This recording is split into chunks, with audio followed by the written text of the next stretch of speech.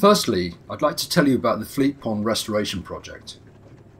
Fleet Pond is Hampshire's largest freshwater lake. It's been in existence from the 13th century. A local nature reserve, well used by the community, it's a heavily modified water body that's failing to achieve good ecological potential and to meet its SSI objectives. In recent years, the physical and ecological condition of Fleet Pond have deteriorated, mainly due to sediments, high turbidity and eutrophication. The lake is fed by two streams. The Gelvert stream drains a large area of heathland owned and used by the Ministry of Defence for training.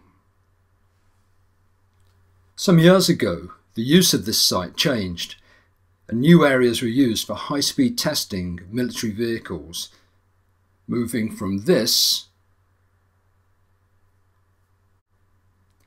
to this. The change had serious consequences for the watercourses that drained from the site. After commissioning a number of technical reports, the MOD have put in place a range of measures to help reduce erosion and attenuate flows.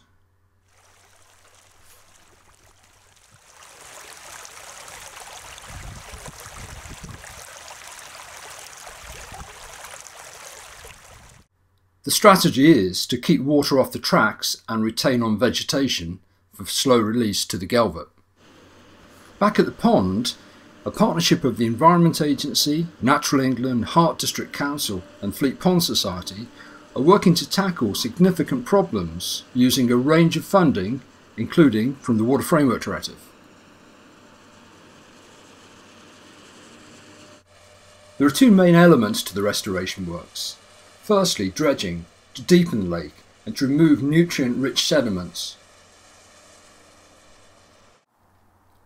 The spoil is used to create a series of islands. These reduce wave action and also encourage colonisation by rooted aquatic plants. At the inflow end to the lake, narrow islands will reduce mixing of the stream sediments with the main body of the lake itself.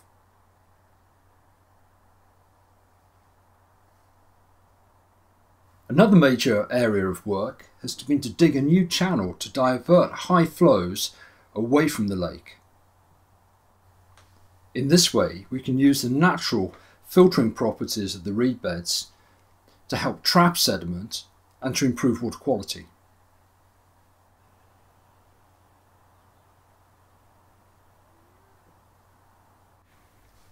– 2013 will be another busy year. Planting the islands, completing the diversion works and preparing a receptor site to receive some of the dredgings in order to create a new terrestrial habitat close to the lake.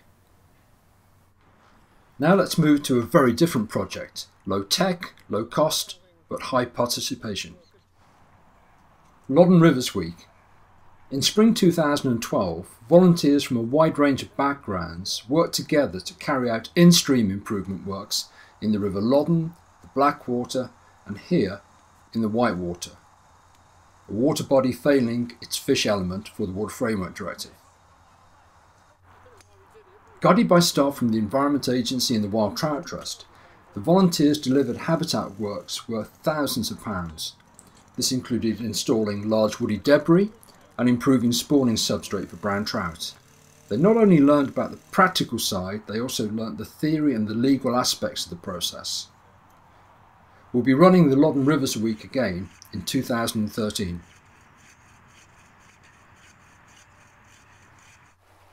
This bypass channel at Arborfield on the River Loddon was opened by the Minister Richard Bennion in January 2012. This partnership project won an award from the Wild Trout Trust and is widely recognised as an example of best practice, incorporating existing natural features into the design of the channel. Barriers to fish migration are a common reason why water bodies fail to achieve good ecological status.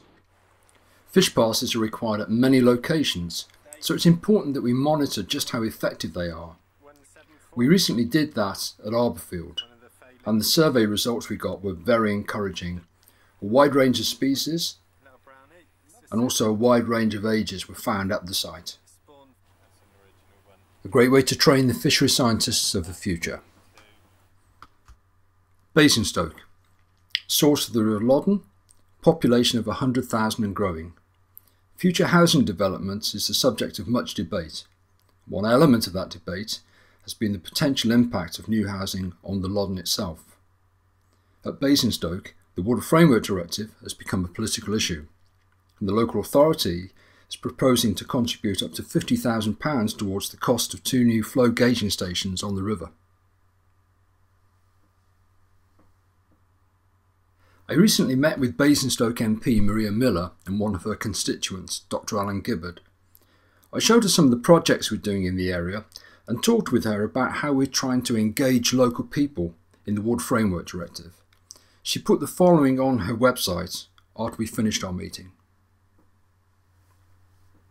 In March, we'll be running workshops to give local people the opportunity to get involved in the Water Framework Directive in the Loddon Catchment.